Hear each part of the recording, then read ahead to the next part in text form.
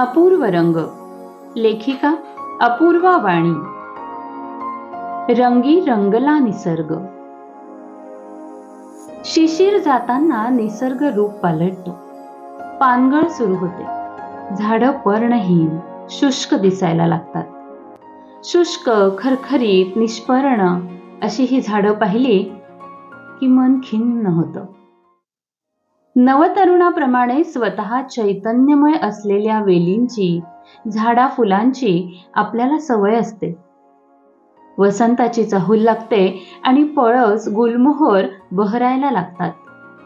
सृष्टी व्यापक असली तरीही या मोसमात पिवळी, केशरी, लाल अशी शोभिवंत फुलं बहरून येतात. तांबडा रंग उत्तेजित करतो तर नारंगी रंग वैराग्य आनंद देतो. पिवळा रंग आध्यात्मिक सुख वाढवतो. पाना फुलांनी एरवी बहरलेली वनराई पानगळ झाल्यावर मात्र अचानक वेगळी भासायला लागते. अशा वेळी मनाला उभारी देणारी बहावा, पळस, गुलमोहर अगदी ताठ मानेने उभी असतात. वसंत बहरतो, पान आणि पान वयात येऊ लागतं.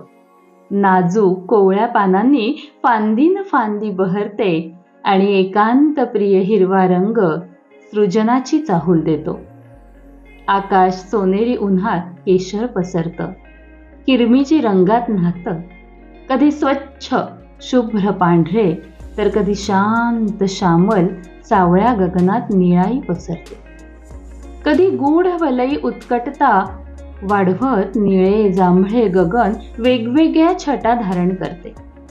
लोभस, संवेदनक्षम निसर्गाचे दूत भासणारे हे रंग रंगपंचमीची चाहूल देतात आणि निसर्गाची रंगपंचमी सुरू होते.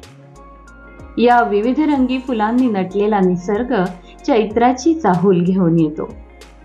उत्साहाची चैत्र पालवी नेत्र सुखावते. धरा हिरवी शाल लेऊन सजलेली असते, चैतन्यात न्हाते. कोकिळेची साद, त्याला आंबा मोहराची साद, हा उत्सव सगळ्यांच्या मनामनात. असेच आपल्या प्रत्येक भावनेला सुद्धा वेगवेगळे रंग असतात. स्पष्ट, सरळ मार्गी, गूढ, आध्यात्मिक, वैराग्य, श्रद्धा, सृजनशीलता या सगळ्या भावना एकत्रित असतात. जसे विविध रंग एकत्र आले तर शुद्धतेचे, पावित्र्याचं प्रतीक असलेला पांढरा रंग बनतो, अगदी तसंच काही वेळेला शब्दांच्याही पलीकडे बोलतात हे अबोल भावरंग.